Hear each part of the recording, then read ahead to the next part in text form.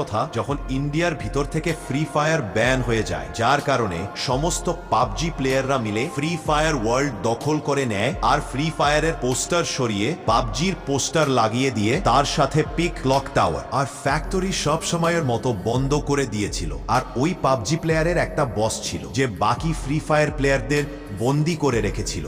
কিন্তু তখন মেক্সিম একটা পাবজি প্লেয়ারকে বলল, পাবজির বট এদিকে শোন, তোরা আমাদের বেশি দিন বন্দি করে রাখতে পারবি না। কিন্তু ওই পাবজি প্লেয়ারটা খুব রেগে যায়, তারপরও মেক্সিমের উপর নির্বিচারে গুলি করে। আর অন্যদিকে অ্যাডাম কেঁদে কেঁদে বলছিল, দয়া করে আমাদের ছেড়ে দি। তখন পাবজির বস বলল, চুপচাপ নাচ ফ্রি ফায়ারের পোকা, না হলে আমি তোকে মেরে ফেলবো। ঠিক তারপর একজন পাবজি প্লেয়ার সেখানে ছুটে আসে। ও বলল, বস বস ও এসে গেছে। ফের পাবজির বস বলল, কে এসে গেছে? কিন্তু আরো দেখার আগে আপনি ফ্রি ফায়ার আর পাবজির মধ্যে কাকে পছন্দ করেন? যারা ফ্রি ফায়ার পছন্দ করেন তারা ভিডিওটি লাইক করে চ্যানেলটা সাবস্ক্রাইব করুন আর কমেন্টে লাল দিল ইমোজি পাঠিয়ে দেবেন। দেখা যাক কতজন ফ্রি ফায়ারকে পছন্দ করে। তারপর ওই পাবজি প্লেয়ারটি বলল, ফ্রি ফায়ার ইন্ডিয়ার মধ্যে ফিরে এসেছে। যেটা শুনে এডাম খুব খুশি হয়ে গেছিল, কিন্তু পাবজি